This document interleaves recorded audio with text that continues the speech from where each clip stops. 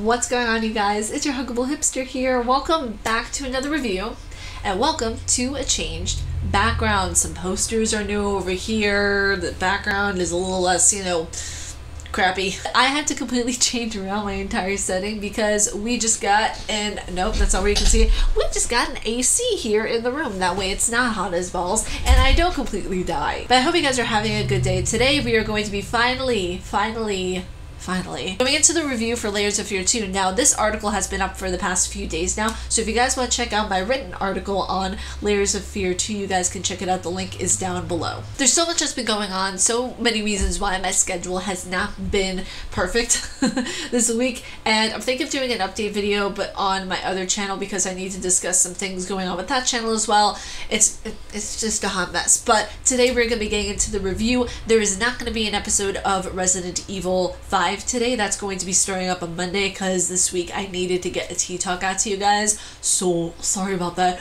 But yes, we're going to be doing a Monday, Wednesday, Friday videos for Resident Evil 5 starting next week again. So it seems like we've been in this situation before when dealing with Resident Evil. I can't get Resident Evil off the mind. So it seems like we've been here before, over and over again, until we don't know who we are anymore. In Layers of Fear 2, we come face to face with our inner demons. They come out to play in the most elegant fashion, demons disguised as love, pain, heartbreak, and our struggles to cope with reality. This game brings the player into a mixture of emotions as well as dealing with it in a way that the character would, and it's really an interesting melange, if you will. Whether it's through a character that they play that's set or the bone-chilling reality of their own skin and subconscious, we play the part that we are meant to play. So lights, camera, and action.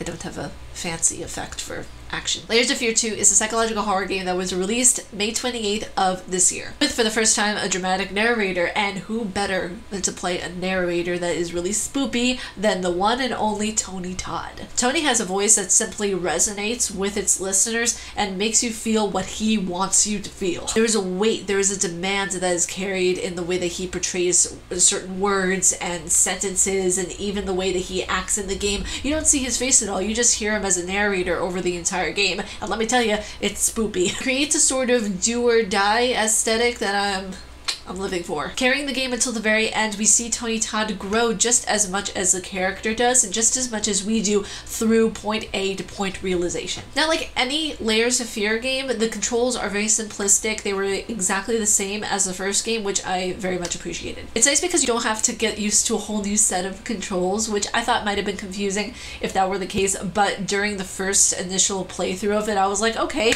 these are exactly the same. The way you open the door, the way you check items, the way you have to, like, smack things across the face for it to work. The controls are simplistic and easy to use, like I said, and it gives the player a lot of freedom to roam and move and explore without feeling overwhelmed by new controls. You don't have to drastically adapt to anything, which I think is nice, especially for a second game. Now, the environment, much like any Layers of Fear game, including the DLCs, changes at any given moment. So you either feel like A, you are heavily sleep deprived or on a heavy amount of drugs. This time around, Layers of Fear brings some more heavy plot lines, some more aesthetically pleasing surroundings to the game, which I really thoroughly enjoyed. The game relies heavily on choice. It is a finite thing. Once you choose something in the game, that's it. It's donezo. That you can't go back and think, oh, I might have chosen the wrong thing. You can't go back and make your choices again. Done. Now, there is a quote that I actually took from the Layers of Fear page that I'm going to read for you right now to make the article flow a little more seamless, because I wanted to add something that was directly from the game itself. In this game, you are an actor who heeds the call of an enigmatic director to take the lead role in a film shot abroad in ocean liner. Our enigmatic director, I'm guessing Tony Todd. Now, in the game, there are also two children, Lily and James. And I thought at some point we could have been playing as Lily, but the entire time we were playing as James, not as Lily. And with this game, we actually get the names of the characters, which before in the first game of Layers of Fear, we did not get any names whatsoever. There's also a lot of symbolism, trinkets, different things that link Layers of Fear 1 to the second game. One thing that really caught my eye though, and I was fangirling about this, those of you who have seen my playthrough, you guys have seen me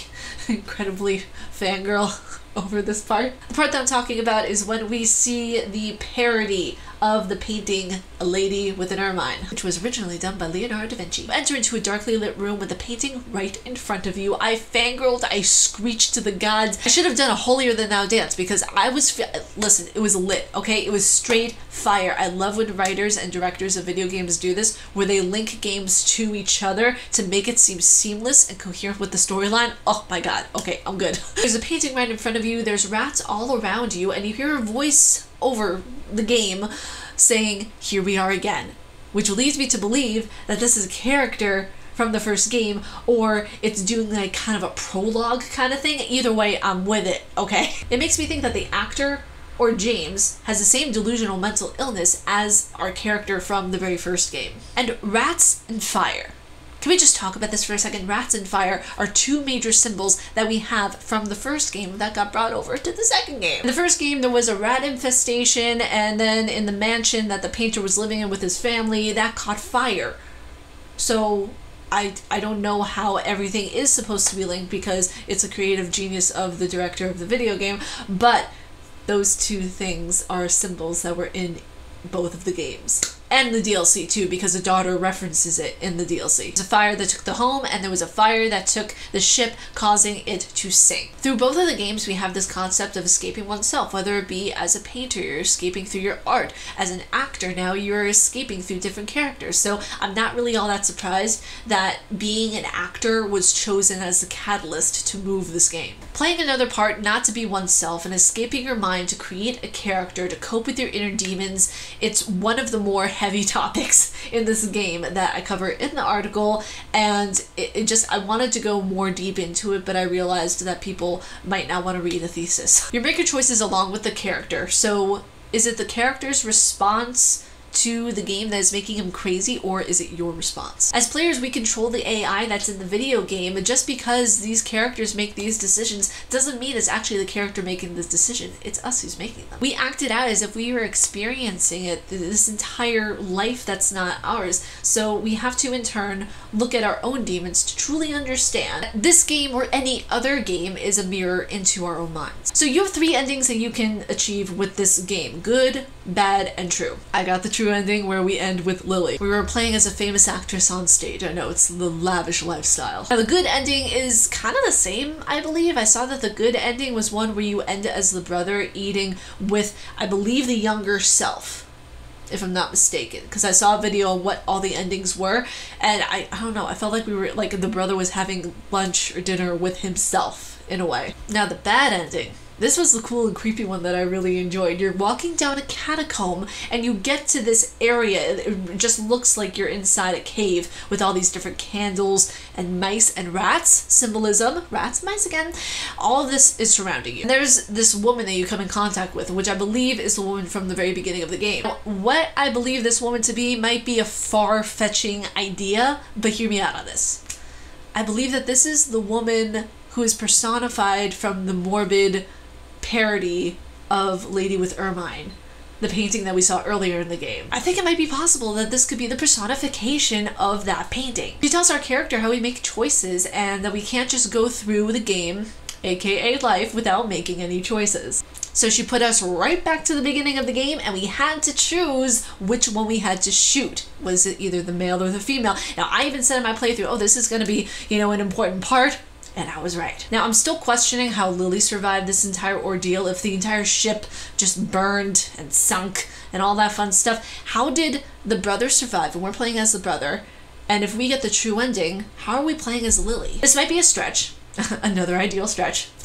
But maybe her brother took over as her sister and is kind of taking over as this transgendered role, which males used to do back in the day. If there were no females for a certain part, males would put on makeup, put on the wig, put on the dress, and they would play as females. It's not something that's uncommonly heard of. I know there were men back, I think in the 17th century, in opera who used to do that all the time. I'll even leave some links down below so you guys can check out the history of it. Now, it would be shocking if that were the case, and each note we received whenever we would get into the dressing room was about how we were trying to erase oneself. We were trying to become something that we weren't to get to our true selves. Now, this is also known as method acting, not as psychological, but it's something that a lot of actors do in order to get into the character. Where as a human being, you completely disregard your own morals, your own standards, and you become like this tabula rasa, which is a tabula rasa is a blank slate, and you become whatever the character is. My final points on this are that it's the stages that we undergo whenever we're going through a deep mental distress. We find ourselves when we truly understand the traumatic events that have occurred in our life, and we see different stages in this game kind of act out like that, the stages of life, the stages of depression. That's why I think this game is done so beautifully, because it's kind of like art imitating life in a way. You know, you have all these different things that people try to cope with: mental illness, depression, anxiety, all those sorts of things acted out in a game. The reels we collect in this game are the stages that we face in ourselves, going from one point of realization to another. We realize that we have a problem, and then we conquer our demons head on. That's why at the end of the game we were made to face the demon instead of, you know, keep running from it. And we take our demons for what they are: beautiful, painful, and real. But I hope you guys enjoyed this video and this review. If y'all like my face and what I do, please be sure to subscribe. Hit that bell down below, why don't you? Because you want to be notified of my video. Stay casually nerdy, you guys, and I'll see you all in the next video. Peace.